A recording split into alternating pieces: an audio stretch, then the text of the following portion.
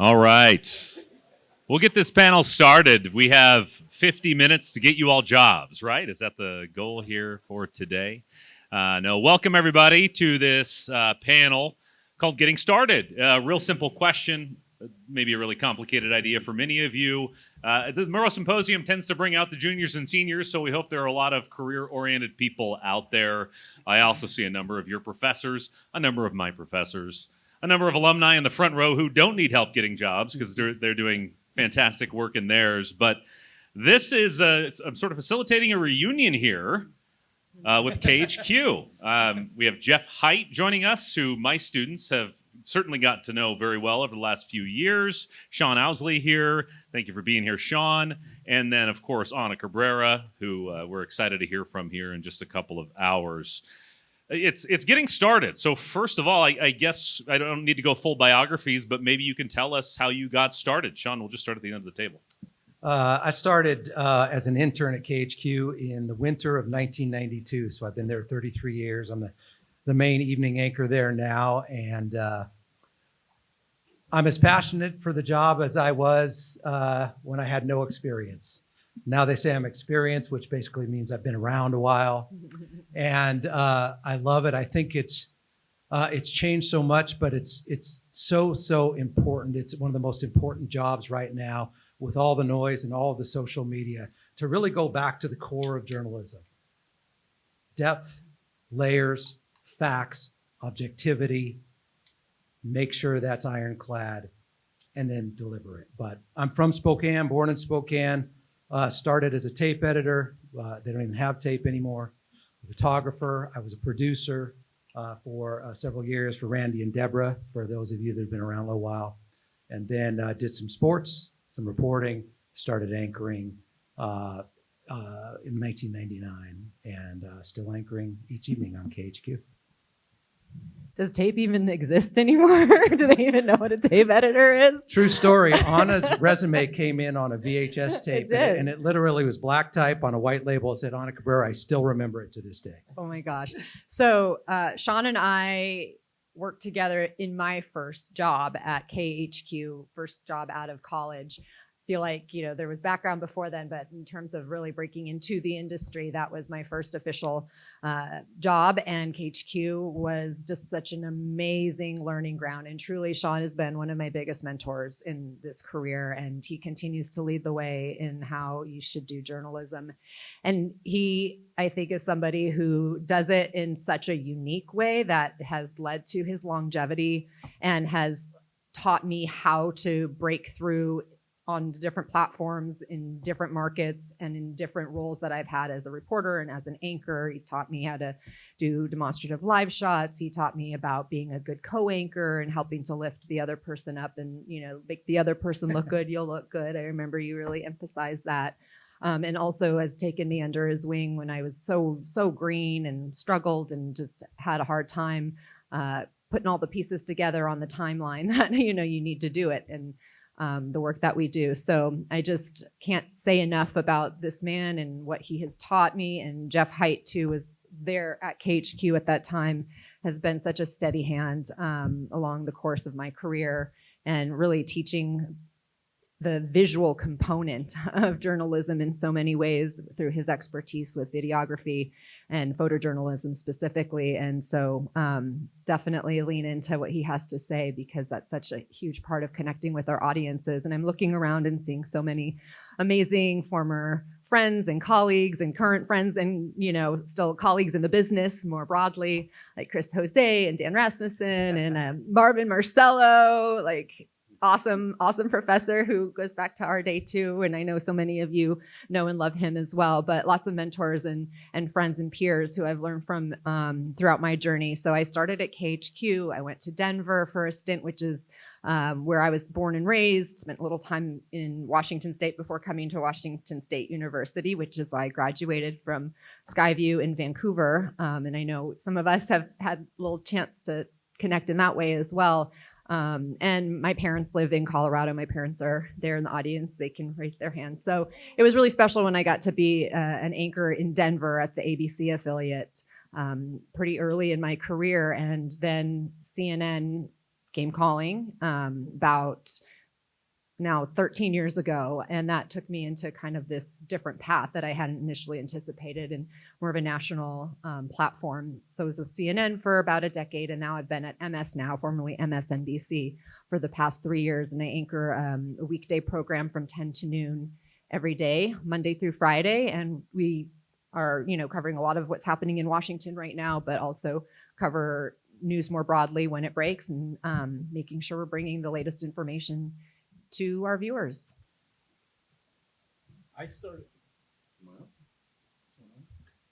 We can share too. There we go. Let's give you this one. You're hot. I started at KHQ in 1981. Journalists are good at math, right? Every journalist can do math. I started part-time on the weekends as a news photographer while I was going to college, studying electronics, and that was really boring. And so I kept doing that until a full-time news photographer job opened up at KHQ, jumped into that, kind of rose through the ranks to chief photographer, then news operations manager, executive producer, assistant news director, and retired about a year ago. But when I retired, I had been director of recruiting and training for about 5 years. So that's where I met many of you and helped launch a lot of careers. Born and raised in Spokane, and wanted to work. I wanted to work at KHQ. I wanted to work at a locally owned station. It was the only place I applied, the only place I ever wanted to work. So I feel blessed in that regard. But just had nothing but fun adventures, challenging adventures over the years. Went on the road with these two many times. We can talk about that, and just happy to be here to reminisce. Well, as the only person up on the stage who was rejected by KHQ, Wasn't me. I don't know. Wasn't me. I don't know if I'm qualified. No, there's a question I want to ask our audience here, and because there's a package of materials, I mean, we should speak functionally about the things you need to apply for a job in this business. Who has not heard the term resume reel? Everybody? Everybody has? No? Those who haven't, that's a key thing. That's your highlight of what you can do in the business. Sean didn't bring the VHS, but I kind of wanted to see that resume reel you put together.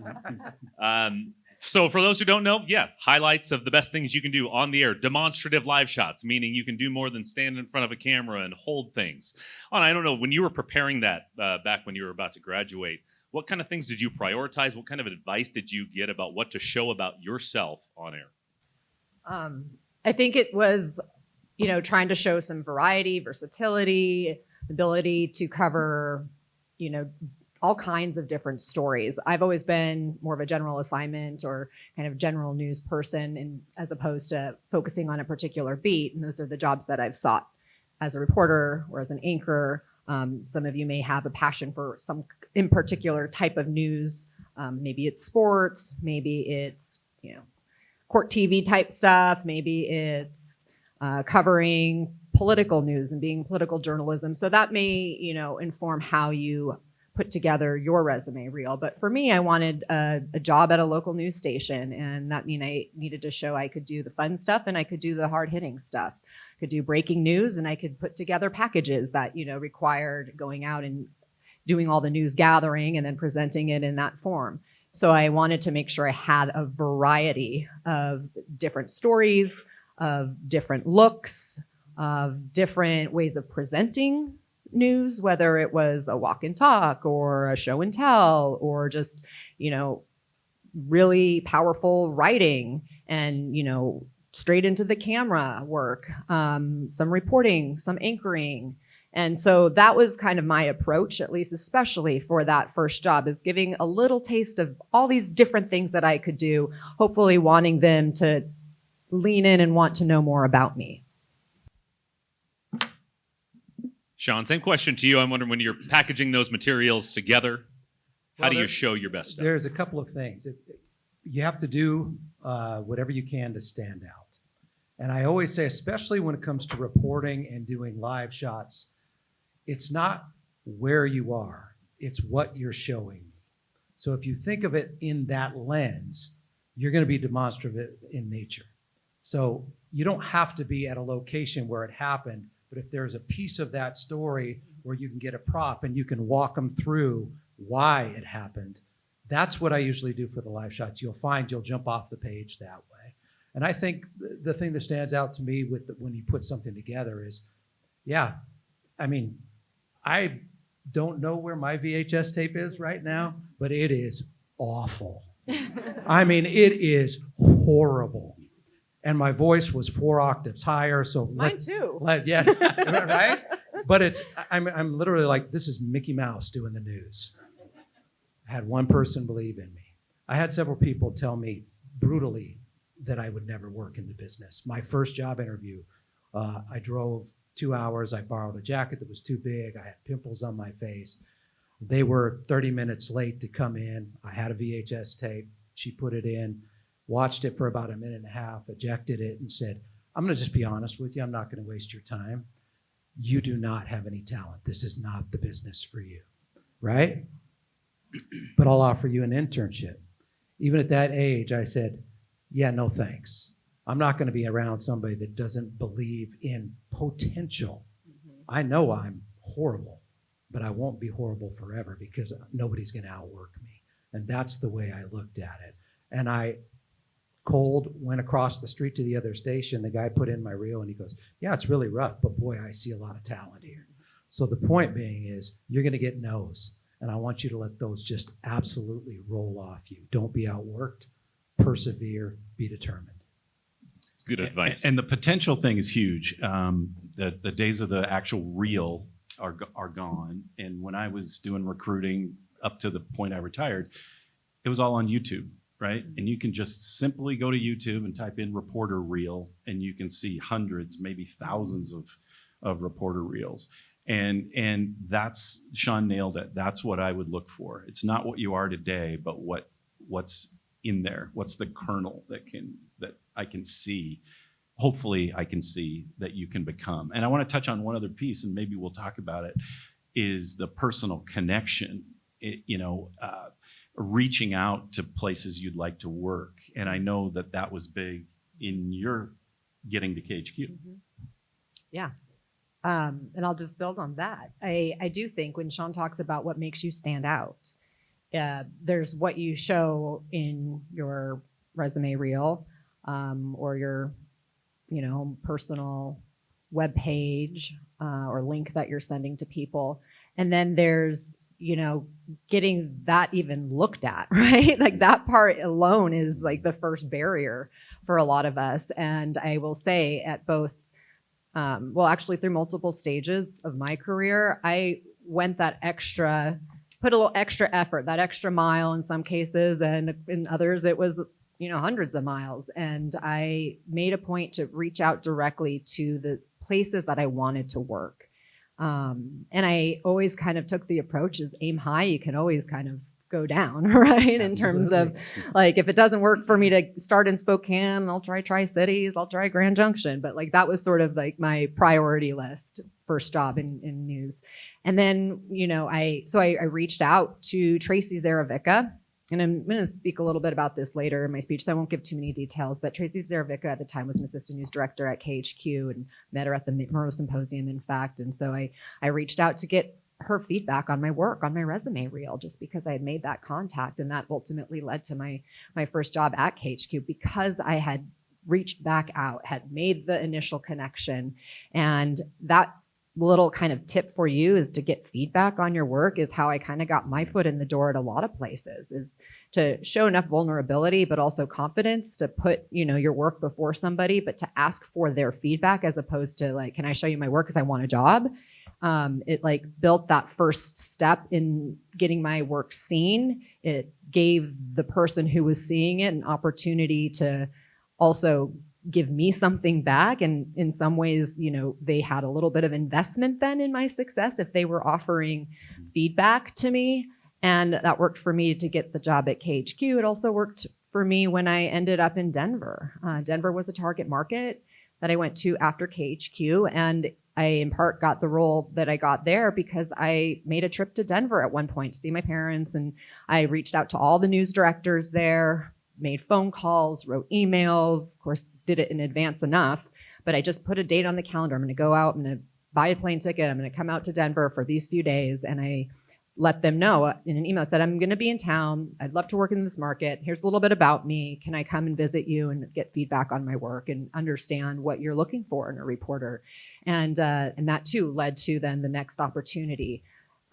So again, I think, taking that extra effort to have the personal touch and to put yourself out there, have confidence enough to tell somebody like, I believe in myself, I can work with you, I can help, I can contribute to your organization, and I want to know what you're looking for. I think that stands out for a lot of people.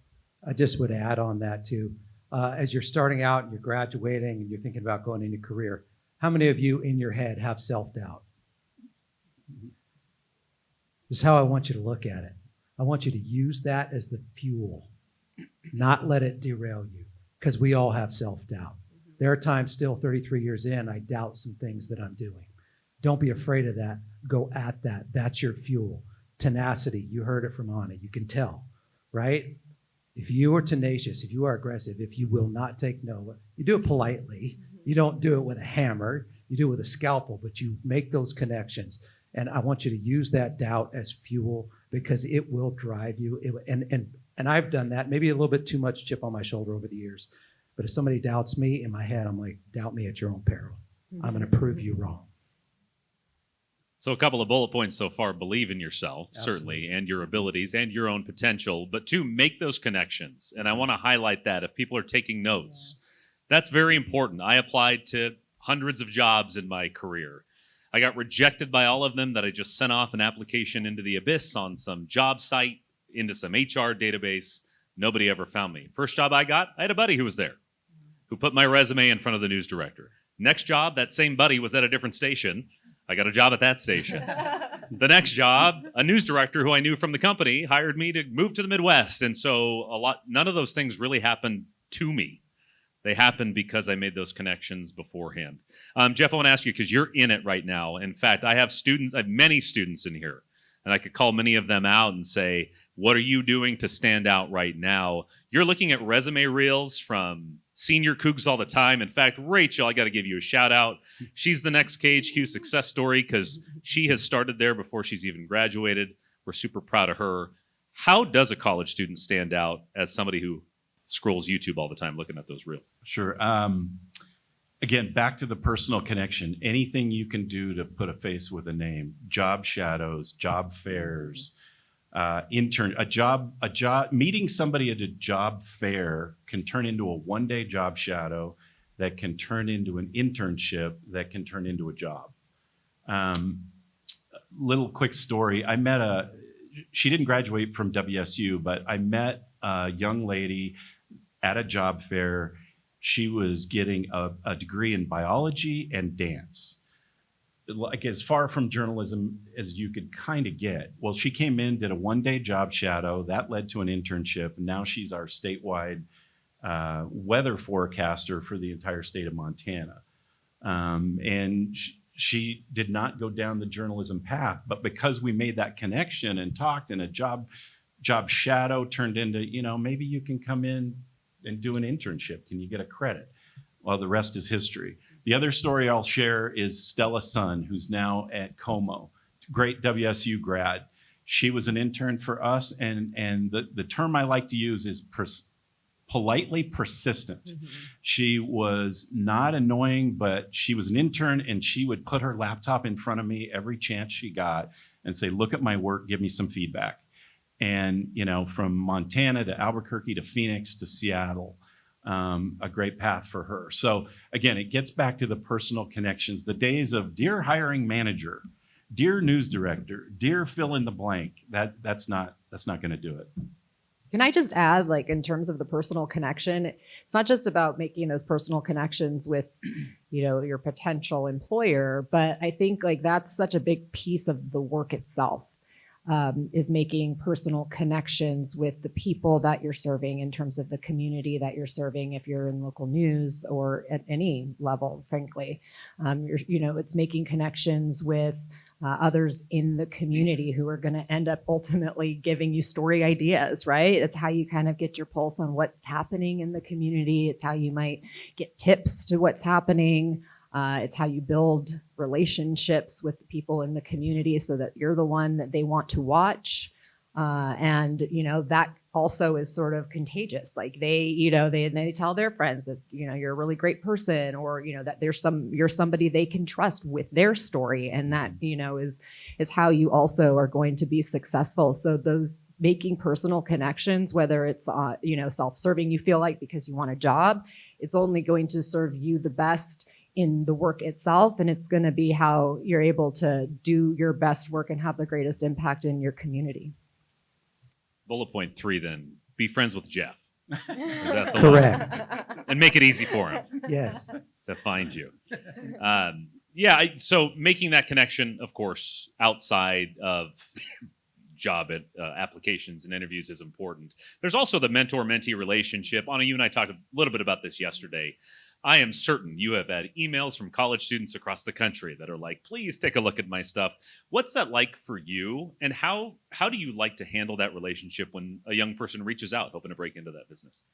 I try to help when I can. I have been in your shoes. And I remember how meaningful it was to get advice from people who've sort of paved the path, right? They've done it, and they have a strategy that has clearly worked in some way. And so I do, find it rewarding myself personally to be able to give back in a way. Sometimes I'll say, if you reach out to me and you don't hear back from me, you might have to poke me a few times, because I'm literally inundated with floods of emails, not from people always wanting advice or guidance, but mostly just because that's a lot of how we're, sharing editorial information within our organizations also. So sometimes your email, may not be able to be addressed right away, and then it gets buried. You know how that goes. So if that does happen to you, try again, poke me again, and just say, I think the polite persistence is a great way to put it. That's helpful too. But remember, you're going to be in a situation at some point where you're on the other side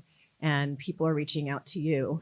And so treat others the way you want to be treated. And that's sort of the approach that I take too. It's being able to give back. And sometimes those people who are reaching out to you end up going on to, go somewhere you want to be, as Matt mentioned, and you have that connection too. So how you treated them, they'll remember, and maybe they'll end up being your boss someday. So always be kind and respectful and as helpful as you can. I think being a mentor is rewarding, being a mentee is rewarding. Both sides of that equation are mutually beneficial.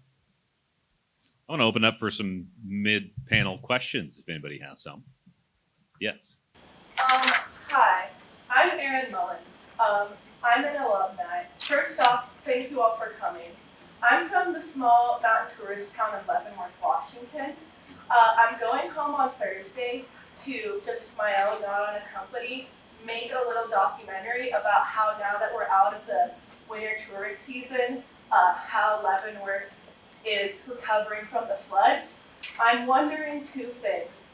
First, when I'm from the area and I have some strong emotions on aspects like, say, how the ski area handled this season after the flooding, how do I still remain objective, or should I even remain totally objective, or should I pick a side? And then secondly, I'm working on the side. I don't expect it to make any money, but do you have any advice on starting my own mini journalism business side hustle? Thank you. I think for the objectivity piece, let the people there tell you the story. Talk to as many people as you can. Get as much of different opinion in. That will then form the story, where people watching it will make their own inferences. That keeps you objective. It keeps you removed from the equation, even though you have some emotional ties there. That's how I would handle that. I think that's good advice, and I'll just add. Sorry, Matt, go ahead. I'll add after you. Well, yeah, I was going to bounce off that. The emotion in the story. Elicit that emotion from your sources rather than give it yourself.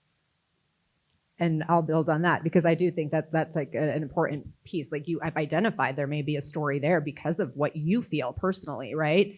And when there are stories that I cover that may trigger those emotions, I feel like it fuels me to ask more questions, to dig deeper, to pursue that story with passion and try to understand perhaps the other side, right? And so let that curiosity and trying to get answers help drive you in figuring out exactly what that story is. And then part two of that question, starting your own business, you're essentially asking about freelance reporting, correct? Well, like I am, can't get into the backstory of why I am where I am at right now, right? We're limited on time, but I am freelancing right now. I've been at various jobs. I'm freelancing right now for the Tribune/Moscow Pulpit Daily, but I have certain areas of journalism that I'm passionate about, like, and that I want to do my own, mini documentary, my own investigative journalism here, which I have already done for Mike. I've been digging up some public records, and I've just kind of decided I want to do a lot of things on my own, at least right now, while I need to be here and save money because it's cheap. So yeah. Any freelance advice? Boy, I mean, it's easy to do a lot of things just with one of these now, right? I mean, you can shoot an entire feature motion picture on one of these. So I could see somebody, doing stories that they're passionate about in their spare time, whatever the topic, and putting it on your website. And, I'm not a marketing genius on that stuff, but if somebody sees, it only takes one, so I don't know. Do stories people care about, Yeah. number one. Yeah. Things people want to read, things other people aren't doing, I think is an important step there. There's all sorts of business advice that I don't know that we're all qualified to give, Right. but you certainly would need to advertise and do certain things to make it a sustainable enterprise, unless you wanted to do it for free forever, which I wouldn't recommend for your own growth and health and safety, but create things and investigate things. You talk about doing public records. That's a really valuable service, especially here in Pullman, in a place where not enough people are digging into those. I do much of the same. There's a lot of interesting stuff in there. And so I would say keep up that work and you'll create a product people around here want to read. All right, more questions. Yeah, up front. Were there any mistakes that you guys made during your first internship that you would that you learned from and that you can maybe share with us? The list is long. Yeah, how much time do we have? That's how you get better, is by making Yeah. mistakes and then learning from them. And he talks about internship, but that's my strongest recommendation. But if you can get an internship in the field that you want to be in, you go in there and don't sit in the corner and don't be quiet. Don't be shy. Mhm. They want you there to absorb information. They're looking at you for potentially the future. I think that is my number one piece of advice to anybody to follow that passion is get an internship, get your foot in the door, and then show them what you got. Even if it's rough, show them. But yeah, the mistakes are long, very long. Yeah. I mean, I'll say I have a couple of just fleeting memories now that popped into my head when you asked that question. Don't tell them that one, Anna. As an intern, though, I remember shadowing a reporter, and I was fortunate enough to have a reporter who would give me a chance as the intern shadowing them to ask a question in an interview situation when they're gathering their news and their stories. And I remember just asking a really stupid question and later regretting it. Well, that same story came back to the station. This was actually a station in Denver, and I was doing an internship there in college. And I volunteered to write the story for it was like a VOSOT that they were putting together. So it wasn't, the reporter was going to do that particular story as maybe a package for 1 hour, and they were just going to do an anchor VOSOT for the other hour. So I said, I'll write the VOSOT, and thought I would be able to nail that at least. And I picked, the answer from a question that I didn't ask this particular person. And I wrote the story, and I put the wrong time code in. So when it got to being edited, the editor couldn't find the soundbite that I had picked out. And of course, that triggered a whole other slew of problems because they were under deadline. They couldn't find it. They went back to the producer who had given me the shot to write the story, and then he had to come back to me. So, that was an example of a mistake I made as an intern. But I do agree where you just got to do it. You can't be afraid of those mistakes because you're inevitably going to make mistakes along the way. And when you do, you have to own it, apologize, you take responsibility, you try to earn back the trust if you've, broken some trust in that moment. And you learn from those mistakes. I've learned more from my mistakes that have helped me to grow, helped to make me a better journalist, to reflect on what to do differently next time, how to avoid it again in the future. Sometimes you learn the most from those moments than you do from the big successes and the big victories. Just try not to make the same mistake twice. As Yeah. as a newsroom manager, there's a lot of mistakes to be had. Even in the Pacific Northwest, the mispronunciation of a word, right? Pondere, Entiat. The list could go on and on and on. And some of you know these towns, but just try not to make the same mistake twice. That's all that we can ask. As someone who's graduating soon, I've kind of been stuck as to if I want to go to news or go to a certain location. What advice can you give if you're following the job versus following where you potentially see yourself location-wise? Well, I think, just figure out your own timeline, figure out where you want to be, and let's just use journalism that you want to pursue. Come up to KHQ, spend a couple of days in there, see what it's like, absorb it, observe, see what it's like. Your instinct will tell you pretty quick. If you were to spend 3 days immersed up at KHQ, you would probably be able to tangibly walk away and go, wow, that's it, or no chance. Mhm. There'd probably be no gray area. You know pretty quick, and then you can figure out geographically where you want to end up. And many careers in journalism are not linear. Yeah. You don't start here and you end here and it's just a straight line. You go up here, you go into a cul-de-sac, you turn around, you come back, you go back, over, through, Yeah. right? Yeah. Mhm. Yeah. And I think that there are different pathways for different people. I had a friend and colleague at CNN who started there as what they called an MMJ. It was like the kind of entry level position in some ways, doing the grunt work on stories, but, learned the ropes and ended up having opportunities on programming that was maybe like early in the morning, overnight shifts where it wasn't like the main programs, and did a few things on camera and ultimately went on to be a CNN correspondent. So there are people who target the place and then work their way into the role that they want. I would say I took at the time what was the more traditional path, which is you start in a smaller market and you just expect that it may not be the place you want to end up, but you really build your skill set. You make mistakes in a smaller place with fewer eyeballs so that you can, kind of work out some of those glitches.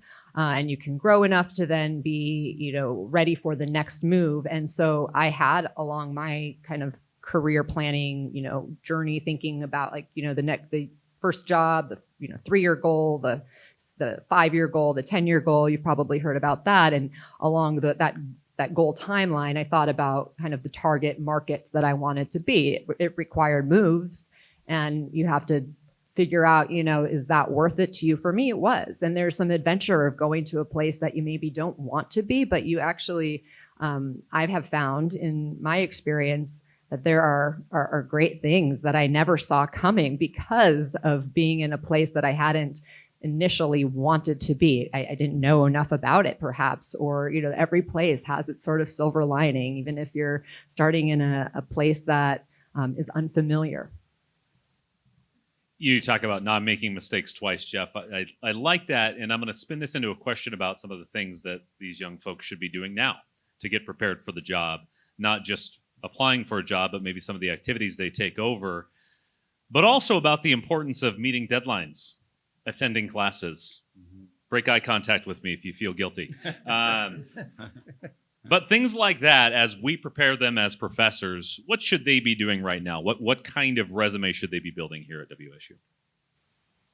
Well, the deadline pressure I hate to say the real world, but the deadline pressure it's a thing. It's a real thing. And, Rachel knows from going, being here and then a couple days a week in the KHQ newsroom. It's a real thing. And hopefully you get into a situation where when you are new, you're not assigned too much, if that makes sense, like more than you can accomplish for that deadline pressure. Don't you think that's huge? Yeah, I think You start out with a VO, and then you do a VOSOD. And I then think if you go to any organization that's worth their salt, they're not going to throw you into the fire. And And it's like better they want not. you to succeed too. And I would just say you'll get a sense if you go into, say, a newsroom. I had people go so far out of the way for me when I was an intern and when I started that I instantly knew when the younger generation was coming after me, I wanted to take time. If somebody come over and wants advice, I will stop what I'm doing, even if I'm under an intense deadline, if I have the time. If not, I will defer it until after the newscast so I can spend time with them. And you'll get an instinct. There are people that want to garden you and grow you, and you'll get a feel for that and flock toward those people, because they will always spend time with you because they want to see you succeed and grow and learn like they did many years previous. And a lot of that depends on how you carry yourself. I'm going to fawn on Anna here for a second. You know, she came in and she was humble from day one, and you wanted to help her succeed because you could see that potential. But, you know, if you come in and you're all that, and you're putting off that vibe that, hey, I'm all that, I mean, it doesn't take long. People in newsrooms are pretty perceptive. They're going to be like, let's see how this person does on their own a little bit. And of course, it's such a competitive business. It is. I mean, you're going to find people who may be intimidated by you or worried about you taking their job. And of course, those are the people you just got to kill with kindness. And, you know, sometimes that works to change their perspective about you. And then there are people like Sean Owsley and Jeff Hite who take you under your wing, and you lean into that and you learn and you soak up as much of their great advice and role model, like watching their example, and you learn from that too. And I think one of the things I wanted to just to add though is, like, the habits you establish now are going to matter later. So when it comes to assignments in school, you got to meet your deadlines.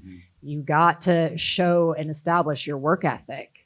And again, not every assignment you turn in is going to end up getting an A.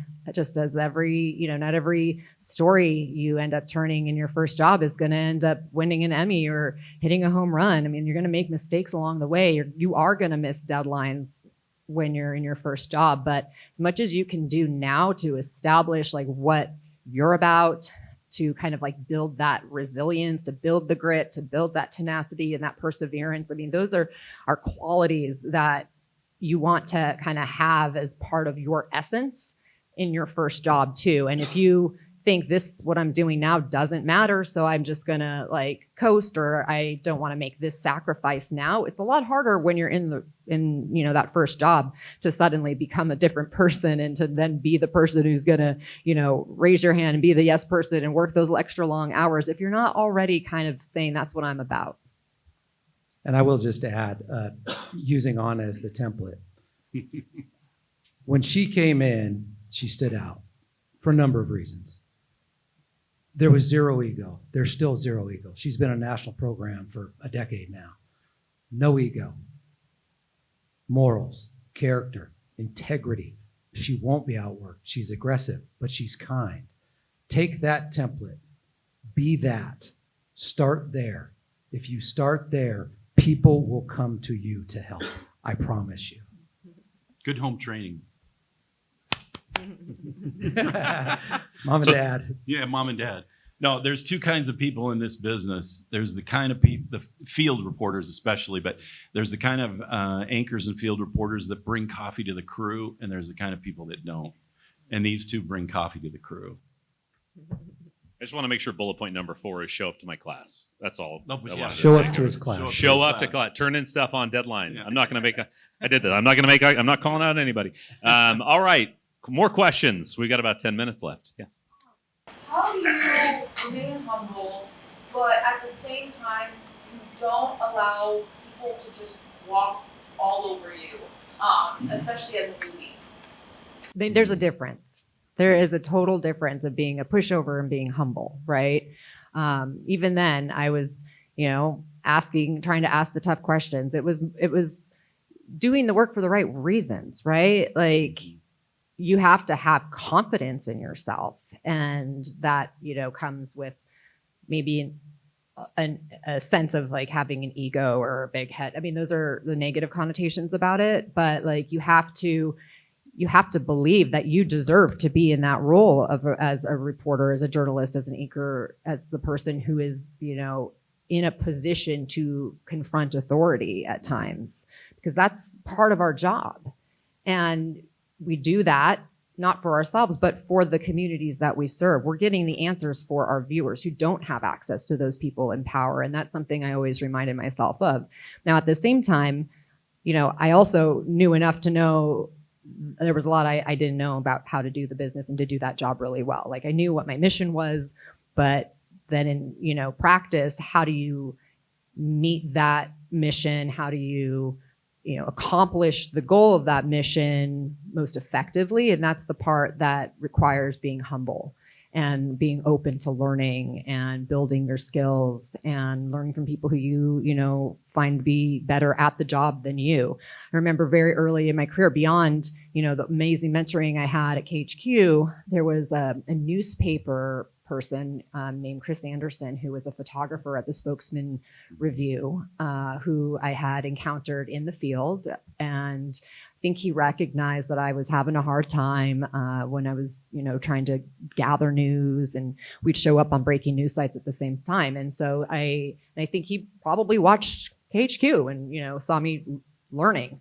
And he personally reached out to me, and I had a couple of coffees with him, and he brought me like a piece of paper. I can't remember, but what I remember was that he gave me some pointers to just help. And it didn't make me feel embarrassed, like, oh gosh, he can tell how horrible I am, and he is trying to lift me up. It made me appreciate that he gave me that outreach. And I leaned into it. It was okay for me not to know and not to be, on par with those who were the best in the market. But I think because I was open to his outreach, it really helped me. He talked about, controlling what I could control. And he talked about approaching things in a more simplistic way, because it can be really overwhelming. And those things still, stand in my mind. Yes. Is there anything specific you did during your time in college that really helped prepare you? I don't want to totally dominate this conversation, so please share your insights as well. Mine was too long ago. I don't remember. But right here at WSU, there was a lot that, yes, helped prepare me. Cable 8 is one of the big things that stand out. Like you have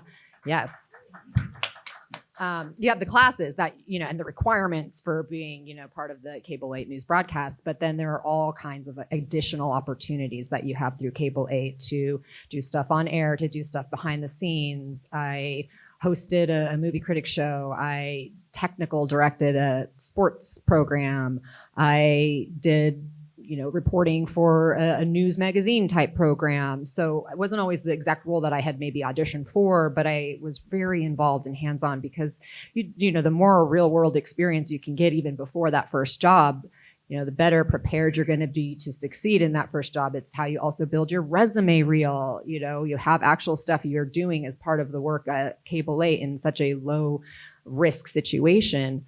And it's where you can make some of those mistakes again in a low risk situation. I remember interviewing Dan O'Brien, a former Olympian who happened to be an assistant track coach at the time. And I did a whole kind of profile on him, shot the interview. He was a coach. I mean, we took all this time. He was kind of a big deal, right? And I go back to edit, and I had double punched on the record button. So I didn't have anything recorded from the interview. Man, again, remember the mistakes you make. You learn from those experiences. Every interview after that, I made sure to triple check that we were recording, right? And I went back with my tail between the legs and was like, can we do this interview again on a different day, and had to reschedule it and everything. But when you can get that, hands-on experience early on, you kind of also figure out where your blind spots are, right? So Cable 8 would be the biggest one. And then number 2, I'll just say, really respecting and appreciating your professors, because they're the best of the best here, and incredible guides, incredible, they want you to succeed. Looking at Marvin right in front of me, I mean, he was that person for me in a lot of ways. He and Glenn Johnson were just, I know a lot of you are unfamiliar with Glenn Johnson because he's retired, but those two really set the standard, but also gave opportunity to learn, right? To try some different things and to fail at times, and they gave good feedback. Marvin's somebody who I, continue to be in touch with even early in my career for additional career advice, like beyond Spokane, how should I approach this contract negotiation in Denver, that type of thing. I mean, they're just incredibly wise, full of so much experience, have seen so many of their students go on to do different things and can really help guide your way. So lean into that wisdom. I think that's great advice. I would just add on to that. You have to start somewhere. You talked about staying humble. Personal confidence is not arrogance, okay? Believe in yourself. And I don't care if you're a 30-year anchor or you're an intern. I'm from the belief that everybody is on the same playing field. They have just different levels of experience. And case in point, full circle, she didn't know till yesterday the studio here, the set in the studio is the old KHQ set that Anna anchored her first newscast on. So you start somewhere and you come full circle and then you share it with others. So as you grow and learn, you're going to gain more experience. People are going to be less experienced than you. I asked you, lean into them, help them grow. If everybody does that, everybody becomes stronger. And I would just reiterate reps. Get as many reps on anything. Radio, TV, gripping a live game, basketball, football, just reps. It's like getting in a batting cage. You're not good at the beginning. You're just whiffing at the beginning, right? But you got to get those reps in. And the more that you can do, radio, TV, any job in any area, you're going to come out ahead. Cable 8 did that for me as well. I think my advice I'd add on is if you're going to fail here. Like, not your classes necessarily, but make mistakes, try things out. Cable 8 is a great spot where you can try things out, and it can be dumb, and it can fail, and it can do all those things that you didn't envision it doing, but you got the experience doing it, because that failure is such a good teacher. I think one of the things I said when I came out of school, because I did Cable 8, because I did KUGR, because I worked with the Evergreen, my first job never felt like my first job. In part because I took some initiative to go do that stuff. And I know some of the advice I give, half the people here probably want to do sports of some kind. We got sports news here at WSU Today, if you haven't been paying attention. And they say, how do I get into the business? And I go, well, start it now. We have media passes. You can go make relationships with coaches and teams and SIDs. You can just go do. You might as well figure out that relationship now so that when you get to that first job, it doesn't feel like your first.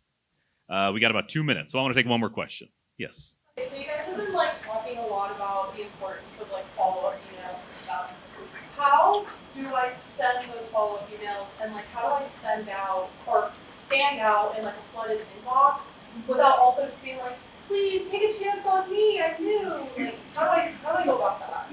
Pick up the phone, leave a voicemail, follow up on a different avenue. Show up in a lobby. Hey, I'm in Spokane. Do you have 5 minutes? I will not take more than 5 minutes, but I want you to see my face because I care that much about my passion. This is what I want to do.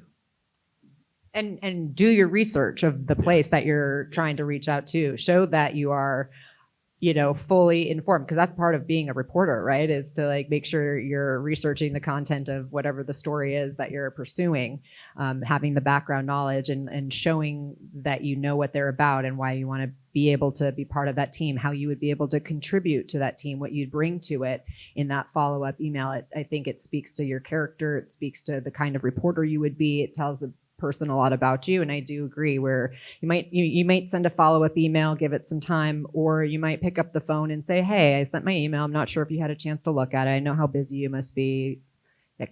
You have a minute to meet, or even a quick phone call. That is another way to kind of poke. One of the lines I sometimes use is I'm sorry to pester, just to acknowledge I'm following up and I know how busy you are, but trying to not, sound pushy. Well, I'm a news anchor by trade, so we're going to hit the hard out time here. We've just hit 2:30, and we'll call that our 50 minutes. But I know people might want to have a chance to come up and ask a couple of questions. We'll leave time for a little bit of that, but we want to be respectful of time and for the next panel that happens here. I want to thank Anna, of course. Sean, thank you very much. Jeff, thanks for being here.